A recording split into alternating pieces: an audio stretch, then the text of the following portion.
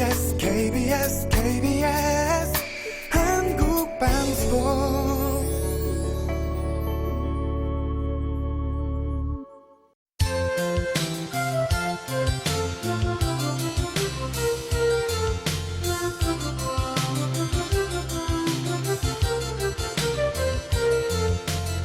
안녕하세요. 경제세미나 아나운서 박능원입니다.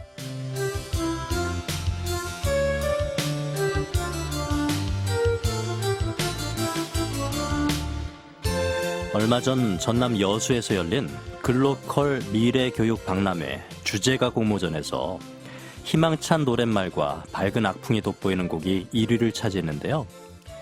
이 노래를 AI가 만들었다는 사실이 밝혀지면서 화제가 됐습니다. 또한 독일의 한 사진작가는 국제사진전에 AI가 만든 이미지를 제출해서 1위를 차지한 뒤에 수상을 거부하는 일도 있었습니다.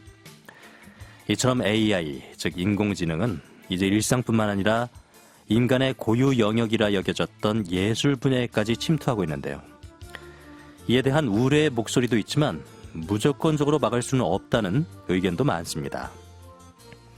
한 애플리케이션 분석 서비스에 따르면 미국 오픈 AI의 인공지능 챗봇 챗GPT가 출시된 지 2년 만에 국내에서도 10명 중 1명이 챗GPT를 활용하고 있다는 조사 결과가 나왔습니다. 이처럼 사회 전반에서 AI 활용이 증가하고 있고 기업들도 AI 기술을 기반으로 새로운 비즈니스 모델을 구축하고 또 많은 글로벌 기업들이 시장에서 혁신을 선도하고 있습니다. 이렇게 이제 AI는 우리 삶에서 빼놓을 수 없는 존재가 되어가고 있는데요. 그래서 오늘은 최근 생성형 AI의 진화가 어떻게 일고 있는지, 또 기업 경쟁력 강화를 위해서 생성형 AI를 어떻게 활용할 수 있을지에 대한 이야기를 듣는 시간 마련했습니다. 유고은 리포터가 취재했는데요. 안녕하세요. 안녕하세요. 오늘은 지난 10월 16일에 메인비즈 협회 주최로 열린 굿모닝 CEO 학습에서 글로벌 생성형 AI 트렌드와 변화라는 주제로 열린 강연을 소개를 해드리려고 합니다. 예. 이 굿모닝 CEO 학습은 중소기업 CEO를 대상으로 하는 국내 최대 규모 세미나인데요. 혁신형 중소기업이 회원사로 있는 메인비즈 협회에서 열고 있습니다. 이 많은 기업들이 AI 기술을 활용한 비즈니스 혁신에 관심을 갖고 있는 만큼 많은 기업인들로 자리가 부족할 정도로 강연장이 가득 찼습니다. 예. 이번 강연은 마이크로소프트의 이건복 리드를 초청해서 진행했는데요. 이건복 리드는 아시아 지역본부 앱혁신사업부에서 테크 리드를 맡고 있고 또 풍부한 IT 경험과 깊은 전문 지식을 바탕으로 최신 기술 트렌드와 실무 노하우를 전달하는 IT 전문가이기도 합니다. 네. 그 생성형 AI라고 하면은 기존 데이터를 활용해서 텍스트, 이미지, 음악 같은 새로운 데이터를 생성하는 데 특화된 인공지능의 한 유형을 말하는데 네. 실제 비즈니스 현장에서 이 생성형 AI를 활용한 많은 변화가 일고 있나요? 그럼요. 많은 변화들이 있는데요. 일단 이건복 리드는 마이크로소프트 고객 설문조사에서 보면 75%가 이미 AI를 업무에서 활용하고 있다는 조사가 나왔다라고 언급을 했습니다. 네. 네, 상당히 높은 수치이기도 예. 하고요. 특정 분야가 아니라 모든 산업, 이미 많은 부분에 스며들고 있다는 점을 이야기하는데요. 많은 사람들이 AI로 인해서 일자리가 없어지는 게 아닌가 하는 걱정을 갖고 바라보는 시선들도 참 많은데 예. 사실 이제는 이 AI를 사용할지 말지 고민하는 시기는 이미 지났다고 합니다. AI를 인간의 노동력을 대신하는 경쟁 상대로 바라보기보다 창조적인 능력을 활용할 수 있는 보조 도구로 봐야 한다는 제언이 있었습니다. 예. 특히 이 현장에서 생성형 AI를 통해서 PPT 자료를 1분 10초 만에 만드는 것이나 또 다양한 종류의 로봇이 우리 생활에 친숙하게 활용되고 있는 사례를 보여주면서 이 AI 활용에 대한 이해도 도왔습니다. 네. 무엇보다 AI가 잘못 사용되거나 비윤리적으로 사용돼서는 안 된다는 점도 함께 지적을 하면서 이런 윤리적인 부분과 함께 AI 기술을 통한 변화와 혁신이 필요하다는 점을 강조했습니다. 예. 그럼 글로벌 생성형 AI 트렌드와 변화를 주제로 마이크로소프트 이건복 리드의 강연 함께 들으시겠습니다. 오늘 이 자리는 어떻게 보면 AI를 우리가 너무 어려운 기술 아니면 또는 이 AI가 정말 나한테 도움이 되는 게 아니라 나에게 어떻게 피해를 주는 건 아닐까 이런 또 생각하시는 분들도 있어서 이 AI 기술에 대한 부분, 특히 생성형 AI가 어떻게 지금 오고 있고 그다음에 앞으로 어떻게 흘러갈 건지에 대한 부분들에 대해서 좀 말씀을 드리고자 합니다. 이 AI 기술이 사실은 벌써 나온 지도 이런 생성형 AI 기술이 나온 지도 꽤 됐습니다. 3년 정도 이렇게 벌써 챗 GPT가 나온 이후로도 벌써 3년 정도가 됐고요. 그리고 지금 많이 활용이 되고 있고 기술들이 계속 발전을 하면서 이 어느 산업에 많은 쓰이고 있느냐라고 생각했더니만 거의 모든 산업에서 지금 쓰이고 있습니다. 제조, 유통, 바이오, 여러 가지 어떤 그런 산업계에 있어서도 의료라든지 법무라든지 실제 그 범위를 특정 지을 수 없을 정도로 많은 영역에서 이미 AI 기술이 사용이 되고 있고 그 기술을 이용해서 앞서 나가는 기업들이 등장을 하고 있습니다. 어떻게 보면 제가 여러분들한테 질문을 드리고 싶은 거는 AI 나도 들어봤고 또 간접적으로 챗 GPT라든지 아니면 직간접적으로 많이 써봤는데 이게 과연 나한테 도움이 되는지는 아직은 또 잘 모르겠다라고 생각하시는 분들이 많을 것 같습니다. 하지만 그런 반증적으로 본다면 내가 AI를 잘 활용해서 도움을 못 받는다는 부분들은 그만큼 또 우리가 준비가 되진 않았던 건 아닐까라는 생각도 해보게 됩니다. 실제적으로 AI라는 어떤 그런 기술들을 간단하게 어떻게 보면 지나가는 어떤 하나의 어떤 기술적인 흐름으로 이해하시는 분들도 있으시고 아니면 AI가 어떻게 보면 산업을 바꾸는 그런 기술로도 생각을 하시는 분들도 있을 수가 있을 것 같습니다. 이런 기술들 하나 예를 들어볼까요? 아주 오래전 400년 전에 한 1750년 정도 됐을까요? 인류사의 가장 큰 역사적인 어떤 일이 벌어집니다. 사실 여러분들 잘 아실 것 같은데 전 세계 최초의 금속 활자본은 어느 나라에서 만들었습니까? 예, 정확하게는 고려죠, 고려. 예, 직지심경이라는. 그로부터 80년 후에 독일의 구텐베르그가 더 활성화를 시키게 되죠. 물론 그 두 기술이 얼마나 연관이 있는지에 대한 부분들은 모르지만 약 100여 년도 앞서서 고려는 금속 인쇄술을 했고요. 그래서 구텐베르그 얘기를 좀 더 하자면 금속 활자를 가지고서 처음으로 찍은 인쇄물이 뭔지 기억나십니까? 바로 가장 베스트셀러인 인류의 베스트셀러인 성경이었습니다.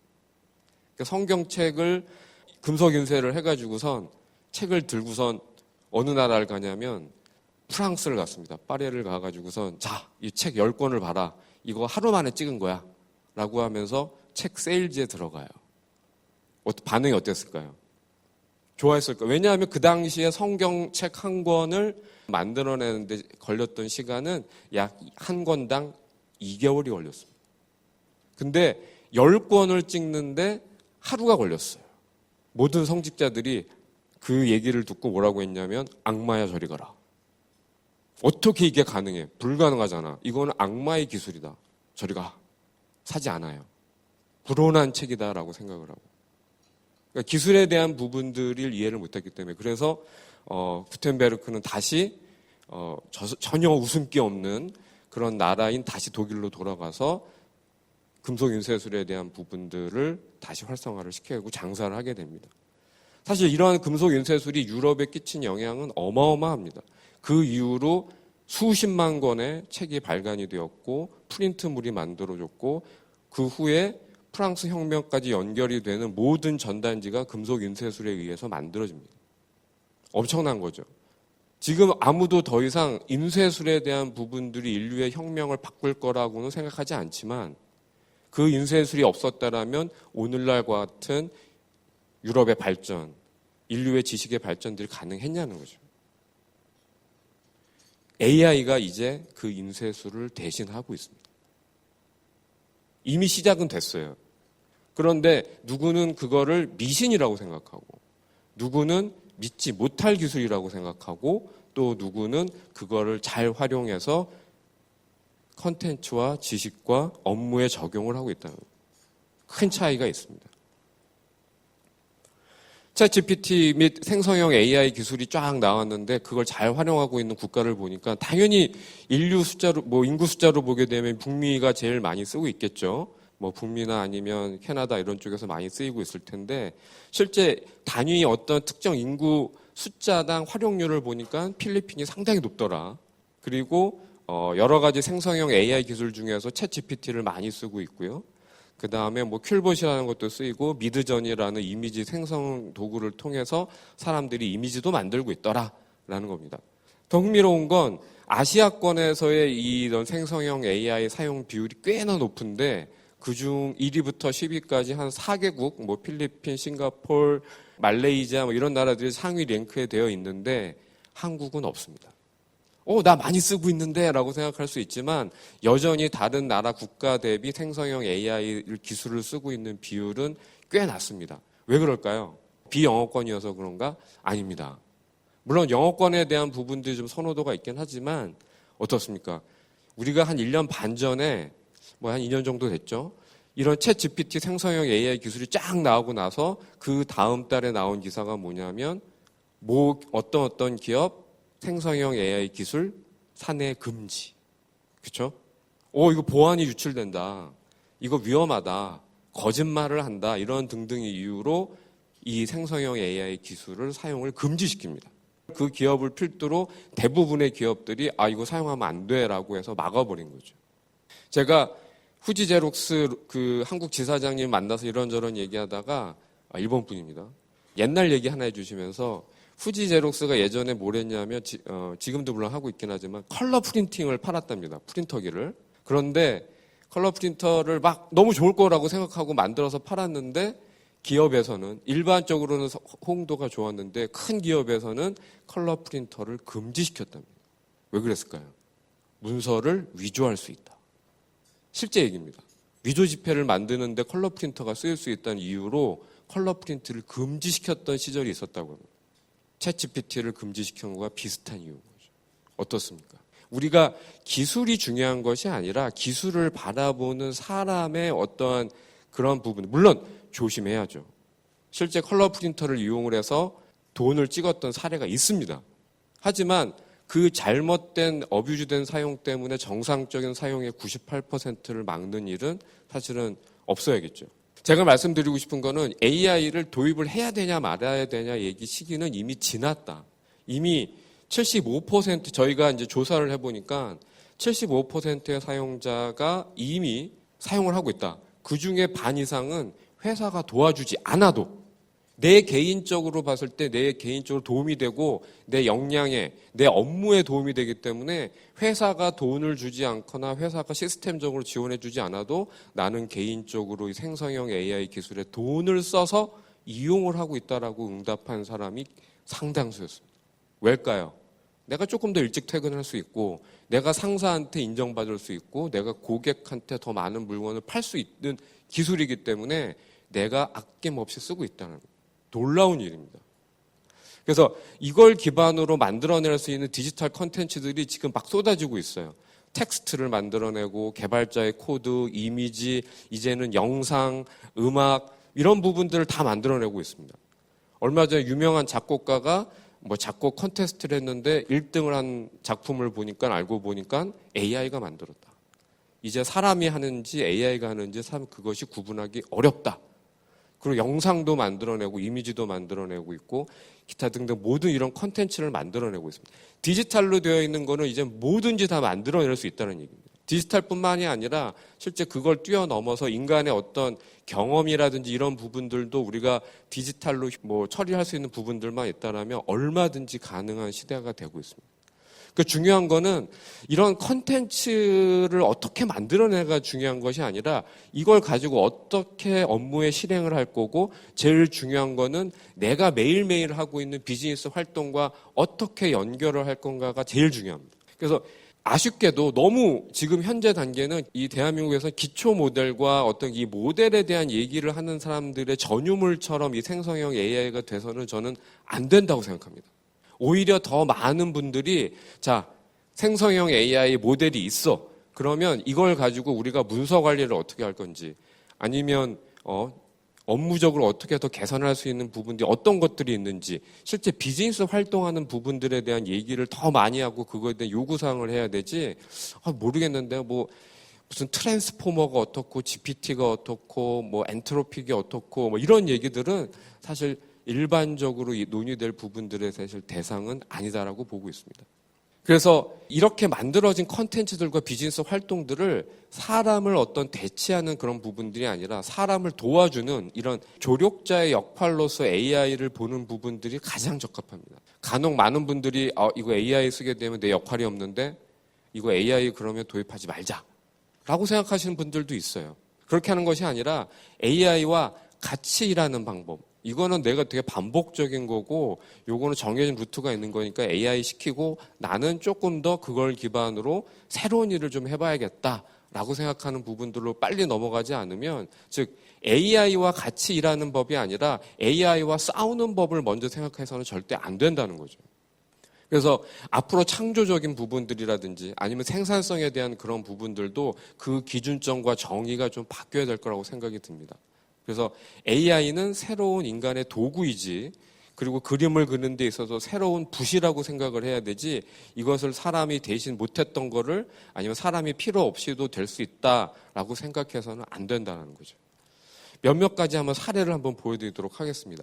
파워포인트 슬라이드를 만드는 건데요. 에이전트를 딱 불러놓고 이 에이전트 보고 어떤 내가 슬라이드를 만들고 싶어. 그래서 2024년도 그 하우싱, 그 주택 동향에 대한 패턴에 대한 부분들에 대한 슬라이드를 만들어줘라고 이렇게 제가 이렇게 얘기를 했습니다. 조금 시간은 걸립니다. 제가 이거를 뭐 여러분들한테 빨리 되는 걸 보여드리고 시간을 짜집게 하거나 그러지 않았고 그대로 있는 그대로 시간이 한 얼마 걸렸는지 이제 좀 이따 말씀드릴게요.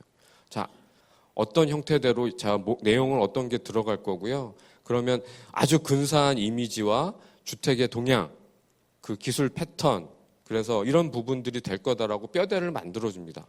뭐 서스테이너빌리티가 중요해질 거고, 그 다음에 친환경적인 부분들이 왜 중요한지, 뭐 이런 것들을 파워포인트를 한 12장 정도를 만드는데 걸렸던 시간은 불과 1분 10초가 안 됩니다. 여러분들 어느 직원들한테 1분 10초를 줄 테니까 주택 동향에 대해서 12장짜리 파워포인트를 만들어라고 얘기하면 어떻게 되겠습니까? 만들까요?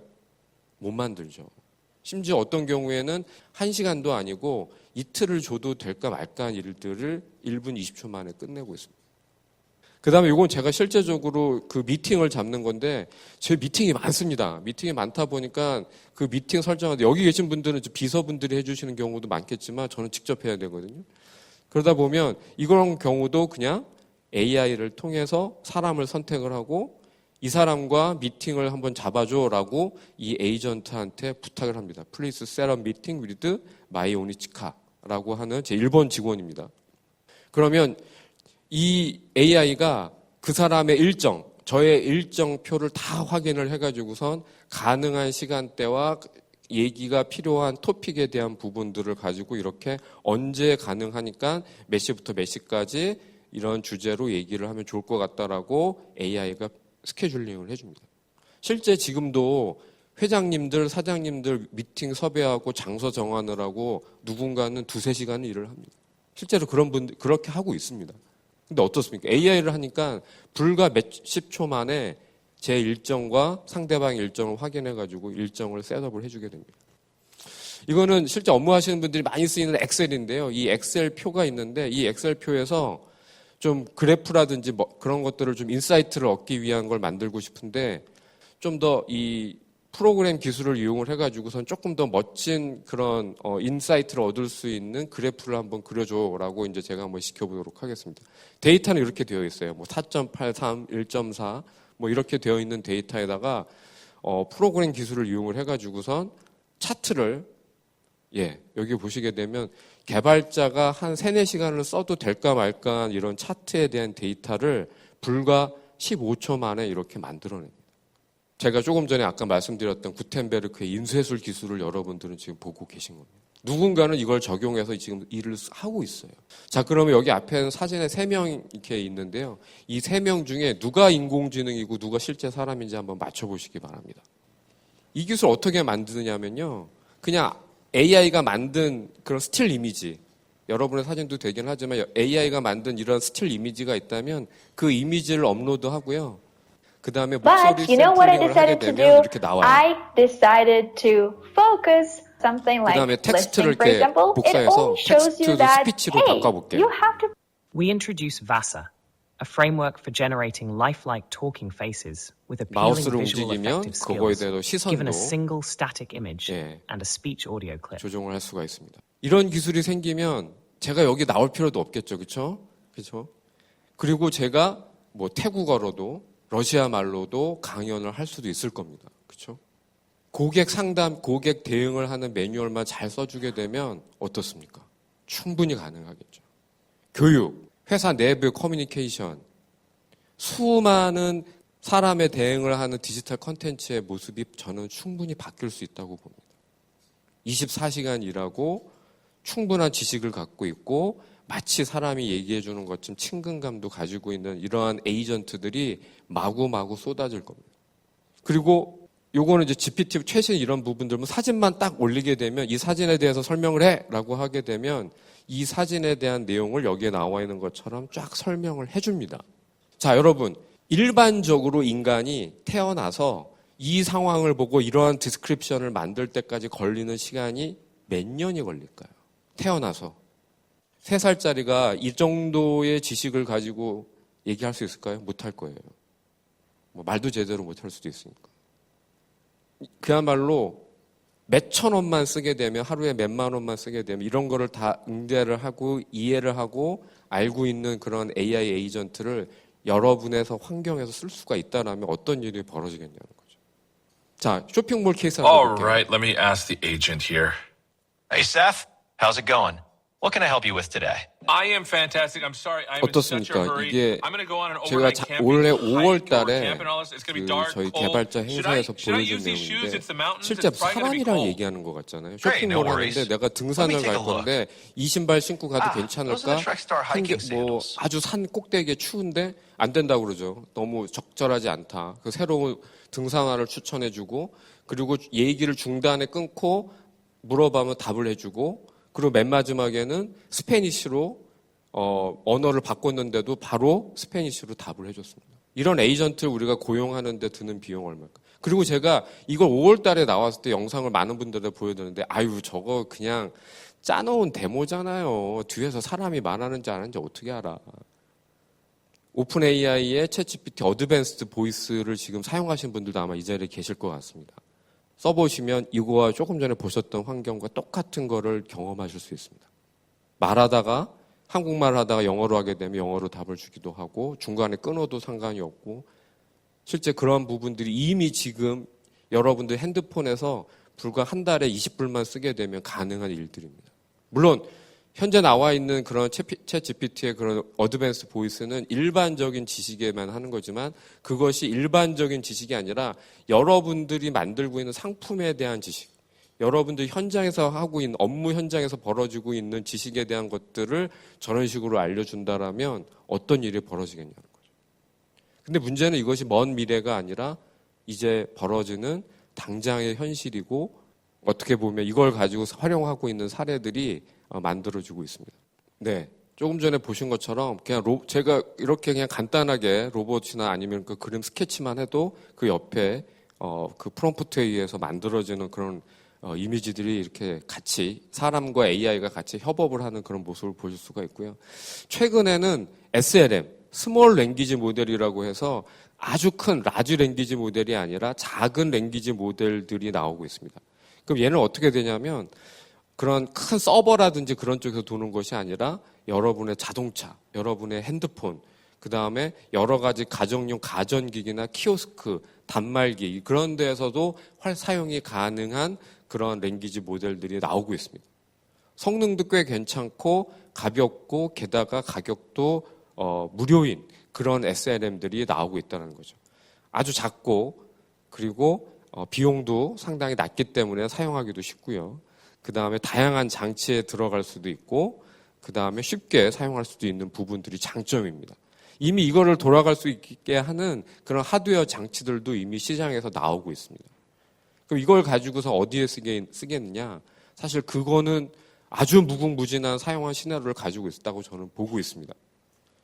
기계가 말을 하는 것 수준이 아니라 인간의 말을 알아듣고 거기에 맞는 대응을 할 수 있다라면 사실 여러 가지 어떤 그런 혁명적인 일들이 벌어질 거라고 보고 있습니다. 그래서 뭐 지금 현재로서는 이런 스마트폰이라든지 아니면 자동차, 키오스크 이런 쪽의 시나리오를 많이 가지고 있고요. 또 하나는 얘가 네트워크에 연결되어 있지 않아도 돌아가기 때문에 어떤 민감한 개인정보라든지 그런 부분들을 처리하는데도 잘 활용이 될 수 있는 이런 SLM들 환경들이 또 새롭게 떠오르고 있는 중요한 기술 중에 하나가 됩니다. 그래서 뭐 요거는 조금 더 미래의 얘기일 수가 있긴 한데요.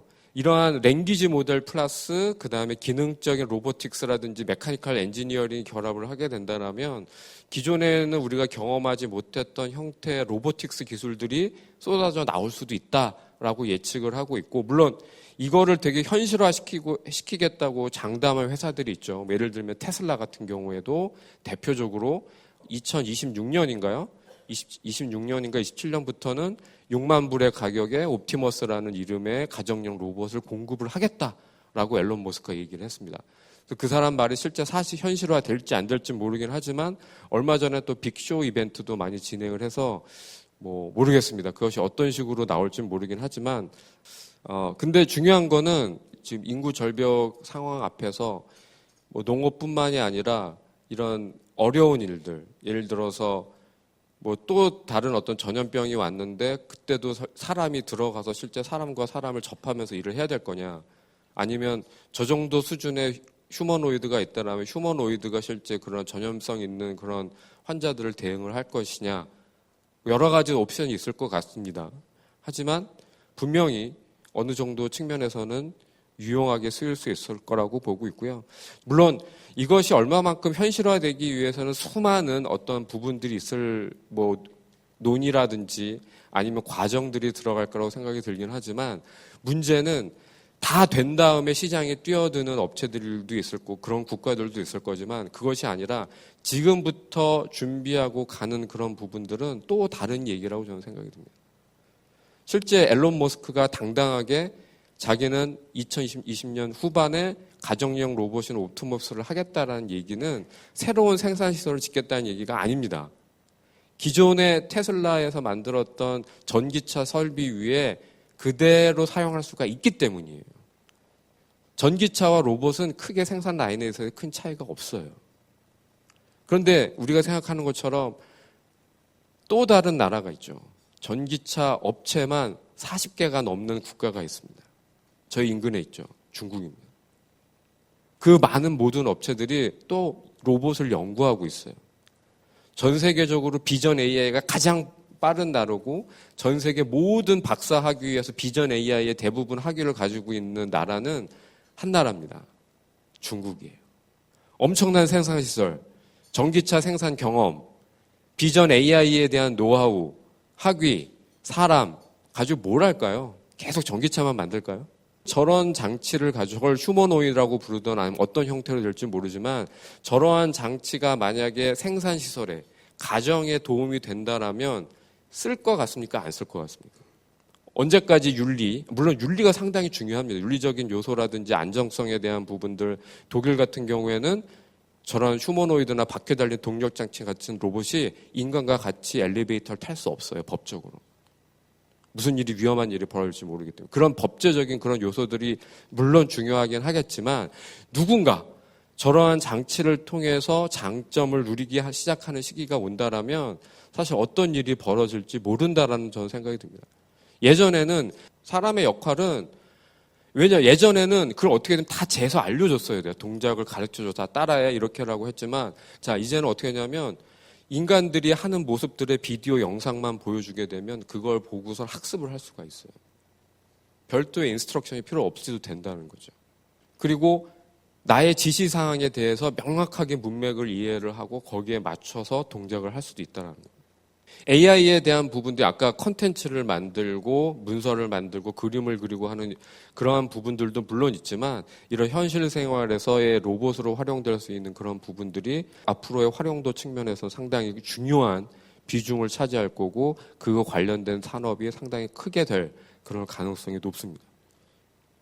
그래서 물론 이게 어떤 식으로 발전될지는 아직은 모르긴 합니다만 뭐 이런 일이 벌어질 수도 있겠죠. 지금은 여러분들 가정에도 왜 그 청소형 로봇 집에 하나씩 막 돌아다니고 있잖아요. 근데 그 청소형 로봇을 계속 발전이 되는 부분들도 있을 수 있지만 그게 아니라 휴머노이드가 하나 있다라면 30년 전에 샀던 손에 끌고 다니는 청소기를 그대로 활용할 수도 있다. 식기세척기를 매번 새롭게 사는 것이 아니라 휴머노이드만 있으면 그냥 손 설거지를 할 수도 있다. 근데 제일 중요한 거는 어떻게 보면 이런 생성형 AI가 로봇이 들어가건 아니면 일반적으로 컴퓨터라든지 휴대폰에 들어가건 비윤리적 요소에 대한 부분들을 우리가 만약에 발생한다면 큰 문제일 수밖에 없습니다. 그래서 인간에 대한 편견, 그다음에 폭력적인 부분, 이런 부분들에 대해서 사실은 충분히 필터링이 되고 사용에 대한 부분들이 규제가 있어야지만이 가능하지 이런 거 없이 사용됐을 경우에는 사회적 문제가 상당히 크다. 아직도 생성형 AI라든지 AI한테 가장 많이 보는 질문 탑5, 탑10 질문 중에 하나가 폭탄 만드는 방법을 가르쳐달랍니다. 그 왜 물어보는지 모르겠어요. 뭐 흥미겠죠. 그리고 뭔가 안 좋은 그런 상황에서의 어떤 그런 그 컨텐츠를 만들어 달라.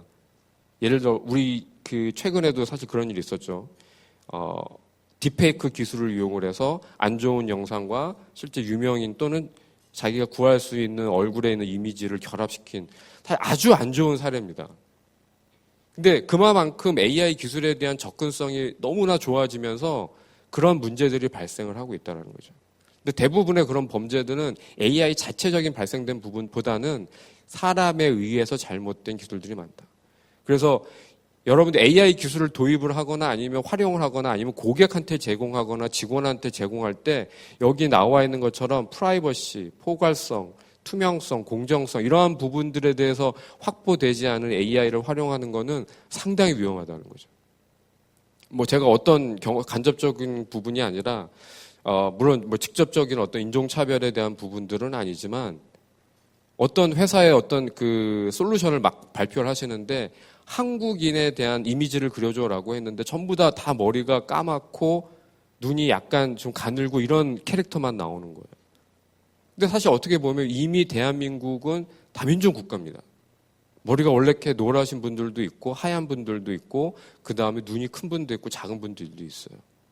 근데 아직도 우리는 대한민국 사람이라고 생각하면 물론 90% 이상의 우리가 기본적으로 가지고 있는 그런 민족에 대한 어떤 그런 모습을 생각하긴 하지만 그게 만약에 법적으로 나갔을 경우에는 심각한 문제가 됩니다. 대한민국 사람은 이래. 그리고 얼굴이 까매서 만약에 여름에 휴가를 갔다 얼굴이 까매서 오게 되면 뭐라고 얘기합니까? 동남아인 같네? 뭐 이런 식으로 얘기를 해요. 얼굴이 왜 까마면 동남아 사람입니까? 근데 주변에 보면 가족이 대한민국 시민권을 가지고 있지만 동남아에서 온 분들도 계십니다. 이런 식의 만약에 그런 언어를 사람이 아니라 AI가 뱉어내게 되면 어떻게 되냐면 소송각이에요. 그런 문제들에 대한 여러 가지 문제점들이 발생할 수 있다는 겁니다. 제가 얼마 전에 저희 회사가 아니라 다른 저희와 비슷한 일을 하는 회사에서 AI 이미지를 만들어주는데 어떤 이미지를 누군가 요청했냐면 2차 대전 당시 독일군의 그림을 그려줘라고 얘기를 했는데 독일군 그림을 그렸어요. 사진을 그렸는데 공교롭게도 아시아인, 아프리카인 그런 사람들의 얼굴을 기반으로 독일군을 그렸어요. 어떻게 되겠습니까? 실제 독일의 피해를 받은 국가들의 사람들의 얼굴을 가지고서 독일군 모양을 그렸단 말이죠. 서비스는 바로 중단. 심각했습니다. 그래서 혹시나 저도 걱정이 돼서 이미지 크리에이터 같은 서비스에다 한번 빙 이미지 크리에이터에다 해서는 안 되는 프롬프트를 가지고 한번 시켜봤어요. 이건 그냥 제가 테스트를 목적으로 한 거지 실제로 그렇게 생각한 게 아닙니다. 여러분 미리 말씀을 드립니다. 사무라이 복장을 한 이순신 장군을 그려줘라고 요청을 했어요. 자, AI가 뭐라고 답한지 아세요? 한국과 일본은 역사적으로 복잡하고 적대적 또는 우호적 관계를 반복해 왔습니다. 하지만 이순신은 조선시대의 유명한 가장 대표적인 장수로 그러한 장군에게 일본의 대표적인 복장인 사무라이 복장을 하는 것은 부적절합니다. 라고 하면서 이미지 생성을 거부했어요. 다행히 저는 이미지를 못 봤습니다. 자, AI가 현재는 이 정도 수준의 윤리의식을 탑재를 하고 사용자와 얘기를 하고 있다는 얘기죠. 만약에 그런데 그렇다고 해서 모든 AI 이미지 생성하는 기술들이 다 그렇진 않아요. 그만큼 AI가 만들어내는 그러한 요소에 대해서 윤리적 요소를 반드시 판단하지 않으면 큰 문제가 발생할 수가 있다는 거죠. 산업별로도 아까 제가 말씀 처음에 모든 산업이 다 하고 있다라고 하는데 이거는 조금 연식이 된 자료입니다. 그 대표적으로 보면 리갈 쪽에 대해서는 관심이 엄청나게 많았었죠. 리갈 테크 쪽으로 물론 지금도 활용 많이 되고 있습니다만 왜냐하면 이제 리갈 테크 쪽에 보면 AI가 법적 그런 대응에 대한 또 법적인 어떤 자문을 할 수 없다라는 그런 규제 때문이기도 했고요. 물론 이제 다른 용도로 지금은 많이 쓰이고 있습니다. 그다음에 여행업 같은 경우에도 코로나 때문에 많이 내려앉았다가 다시 이런 개인화된 생성형 AI의 가장 큰 특징 중이나 장점 중에 하나는 하이퍼 퍼스널라이제이션. 고객층을 5개나 6개 층으로 이렇게 정도로 구분하는 것이 아니라 고객이 1000명이면 약 100가지 형태로 고객을 분류해서 맞춤형 서비스가 가능하다. 그러한 특징을 가지고 있기 때문에 여행업에서는 개별적인 그런 고객에 맞는 루트를 만들어준다거나 아니면 취향에 맞는 호텔, 음식점, 그다음에 여행 경로를 만들어주는 용도로도 지금 가장 많이 활용되고 있는 영역 중에 하나가 여행업이라고 볼 수도 있고요. 그 외에도 많은 산업들이 사실은 올라가고 내려가고 있긴 합니다만 거의 모든 산업계에서 이렇게 생성형 AI를 가지고서 활용을 하는 사례들이 많이 있습니다. 그러면 중요한 건 나는 이 기술을 가지고 어떻게 비즈니스를 변화시키냐는 거죠. 의사결정권자가 명확한 의지를 가지고 우리는 AI를 적극적으로 활용해야 된다는 의지가 없다라면 기업 내에, 조직 내에 안착시키기가 어렵습니다. 왜냐? 아직은 리스크가 있는 기술이기 때문에 밑에서 올라오는 그러한 의사들로서 진행 방향을 설정하기가 상당히 어렵고 대부분 하고 싶어 하지 않을 수도 있습니다. 의외로. 더군다나 대한민국의 조직 문화에서는 오히려 이런 혁신적인 AI 기술을 적용하는 데 있어서의 어려움이 있다는 겁니다. 그렇기 때문에 어디에다 적용할 수 있느냐? 직원의 생산성에 대한 부분들, 그리고 직원이 사실 이런 AI를 씀으로써 그들에게 큰 베네핏이 있다. 내가 정시에 퇴근할 수 있고 내가 복잡하고 단순한 업무에 매달리는 것이 아니라 조금 더 인간적으로 의미 있는 일에 시간을 쓰고 있다는 것을 AI를 통해서 더 부여할 수 있다는 거죠. 개발자들이 쓰는 그런 AI 에이전트들이 지금 엄청나게 활용이 되고 있습니다. 근데 처음에 그거를 봤던 사람들은 그럼 코드를 AI가 대신 만들어주면 개발자가 필요 없네? 아닙니다. AI가 모든 걸 대체할 수는 없으니까. 그러면 개발자가 프로그램을 더 많이 만들 수 있겠네? 아닙니다.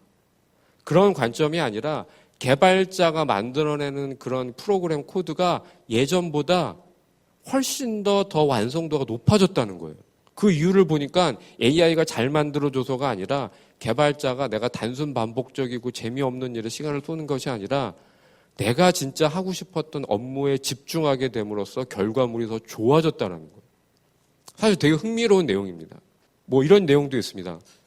한 달에 한 번 회식하는데 30불이 드는데 약 3만 원에서 5만 원이 드는데 나 그 회식 안 갈 테니까 그 안 가는 비용으로 차라리 AI를 쓰게 해달라. AI를 쓰는 건 직원에 대한 새로운 복지라는 거죠. 그래서 이 직원의 생산성, 물론 생산성에 대한 부분들도 얘기는 많습니다만 기존에 8시간 걸리던 업무를 1시간으로 줄일 수 있다라고 하지만 그러면 기존에 8시간 걸렸는지 10시간 걸렸는지 우리가 시간을 재봤냐는 거죠. 물론 그거를 수치화한 기업들이 있을 수도 있긴 하지만 대부분 인간의 어떤 컨텐츠, 특히 텍스트나 디지털 문서를 만들어내는 어떤 그런 시간들을 정확하게 재본 적이 없어요. 개발자의 코드도 그냥 개발자가 한 달 정도면 프로그램 몇 개 만들 수 있다고 어림잡은 거지 정확한 숫자는 없어요. 근데 그러다 보니까 이런 애매모호한 생산성에 대한 부분들이 기준점을 잡아야 되는 거 여기 계신 분들이 하셔야 되는 겁니다.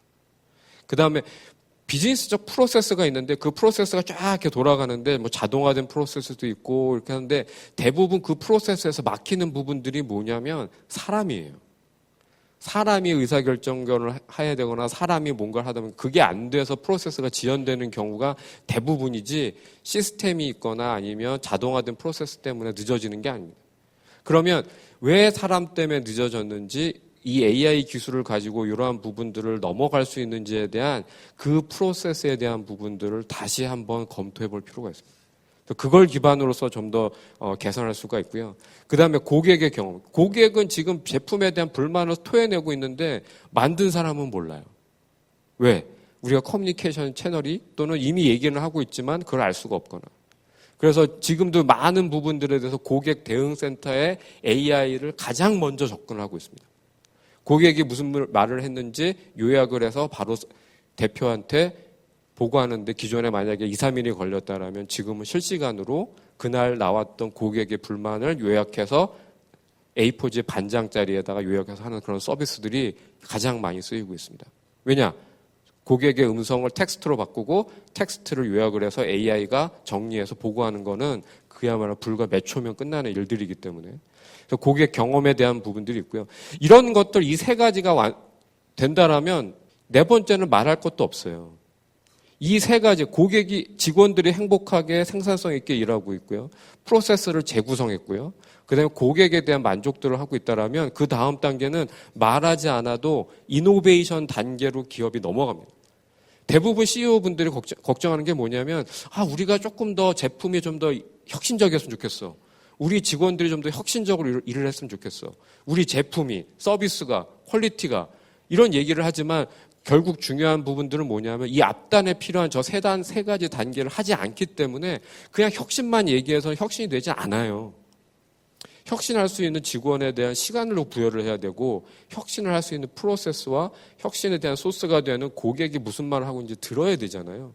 이 세 가지가 되면 자동으로 혁신의 단계로 넘어간다는 거죠. 처음부터 AI를 적용해서 우리는 혁신할 거야 라고 하게 되면 100% 어려운 길을 선택한다고 저는 보고 있습니다. 이 앞단의 세 단계를 하게 되면 네 번째 혁신 단계는 자동으로 넘어갈 수밖에 없다. 즉 AI 도입만으로 생산성을 향상할 수 있느냐? 사실 그렇지는 않습니다. 이 기술을 가지고 우리가 어떤 식으로 조직이 수용을 할 거고 그 다음에 아까 제가 위에서의 의사결정이 중요하다고 했으니까 내가 무조건 쓰라고 하면 되나? 그렇지 않습니다.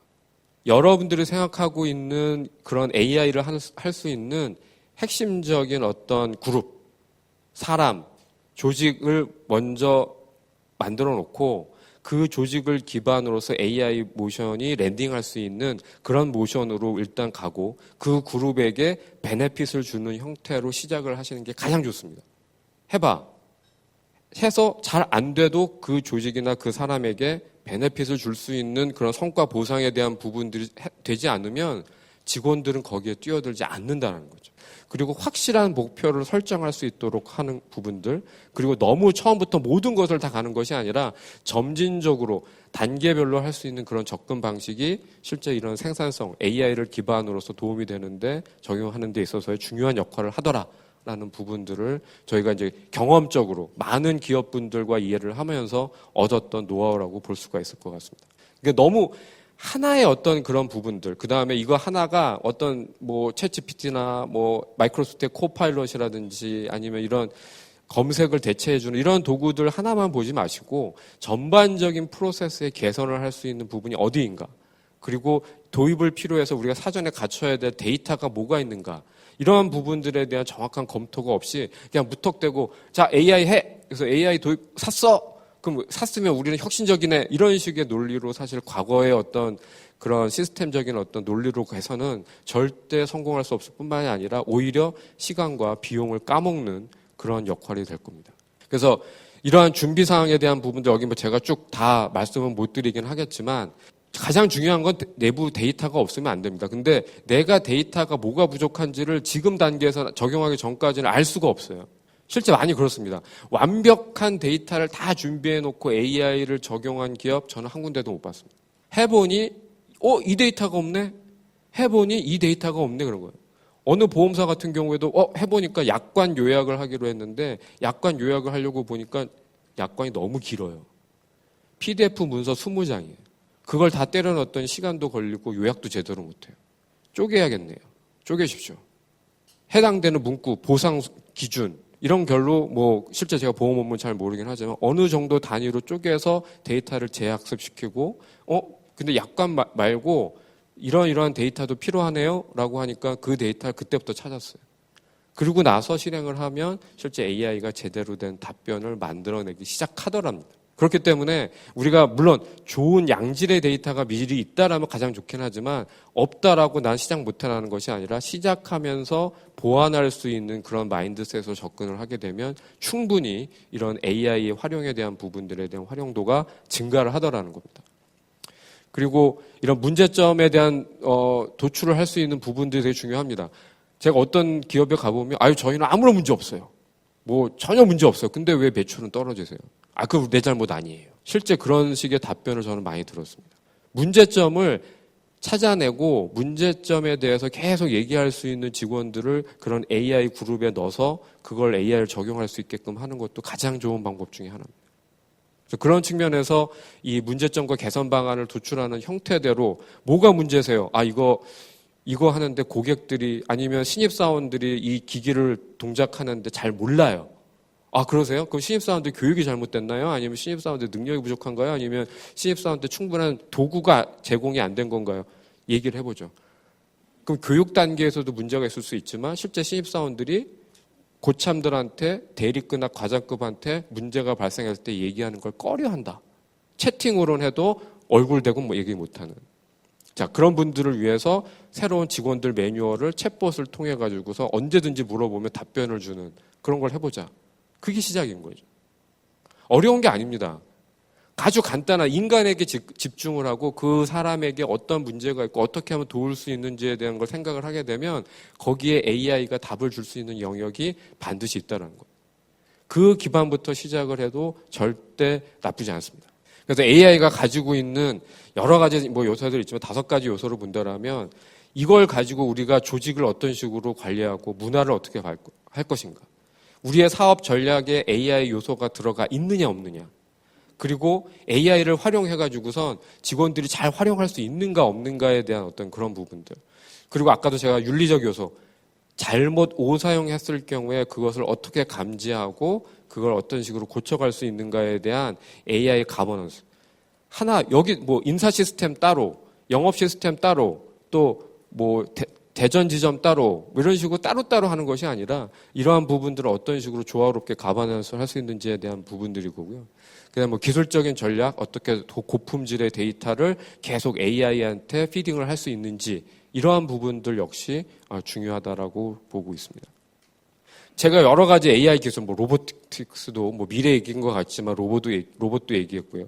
그 다음에 문서를 만들어내는 기술, 또 AI 에이전트가 있어서 사람처럼 말하고 대응할 수 있는 그런 부분들도 말씀을 드렸습니다. 근데 궁극적으로 우리가 AI를 도입하는 목적은 뭐냐면 생산성을 향상을 해야 되는 부분들이 있습니다. 근데 이 생산성이 과거와 같이 그냥 적은 시간과 적은 비용을 가지고 많이 만들어내는 그런 대량 매스 프로덕션에 대한 생산성이 아니라 퀄리티에 대한 부분들, 그 다음에 직원의 어떠한 직원의 만족도에 대한 그런 부분들.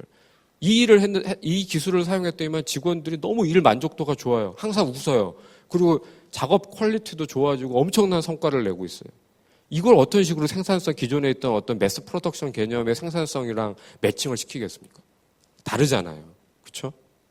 그렇기 때문에 이 AI 기술을 바라보는 부분들, 가장 중요한 부분들은 직원의 효율성과 생산성에 대해서 얼마만큼 도움이 주는지에 대한 부분들로 시작을 하면 가장 좋고요. 그래서 이걸 가지고 이런 식으로 이렇게 직원의 생산성에 대한 부분들이 증가를 하고 효율성이 증가를 하게 되면 그 다음 단계는 자연스럽게 디지털 트랜스포메이션, AI 트랜스포메이션, 그동안 지난 한 7, 8년 동안 얼마나 많이 디지털 트랜스포메이션에 대한 세션을 들으셨습니까? 그런 밑바탕 기반으로서 디지털 트랜스포메이션이 하게 되면 기업의 혁신에 대한 속도가 빨라지기 시작을 하는 거죠. 실제 수많은 경쟁 속에서 가장 빠른 경쟁력 확보에 대한 부분들은 의사결정이 빠르거나 아니면 생산시설에 대한 부분들이 빠르거나 아니면 시장에 대한 전략에 대한 부분들이 빨라지거나 이 중에 하나입니다. 물론 사람의 직관이라든지 사람의 오래된 경험에서 오는 어떤 그런 부분들도 있을 수 있긴 하지만 실제 이러한 디지털라이즈된 의사결정권과 AI를 통해서 뭔가 빨라지는 그런 부분들을 따라갈 수가 없습니다. 그래서 궁극적으로는 이걸 통해서 고객 만족과 이익 실현, 그다음에 혁신이 되는 이런 자연스러운 단계를 거칠 수 있다는 거죠. AI 기술을 제가 말씀드리고 물론 여러 가지 이런 기술이 있다, 좋게 활용할 수 있다는 거에 대해서 말씀을 드리지만 이 역시 실제 이 기술들이 널리 활용이 돼서 모든 조직 구성원이 혜택을 받을 수 있는 형태대로 사실은 기술을 바라보고 가야지만이 된다는 겁니다. 그래서 AI를 이제는 어떻게 봐야 된다? 조력자로 봐라. 경쟁의 대상으로 보지 마라. 아직도 그러신 분들 계세요. AI에 쓰게 되면 우리 자리 없어지는 거 아니에요. 단순한 일을 하거나 아니면 뭐 아까 엑셀에 그렇게 정리하고 문서 단순하게 인터넷에 있는 거 카피 앤 페이스트 하게 되면 그건 대체될 수 있어요.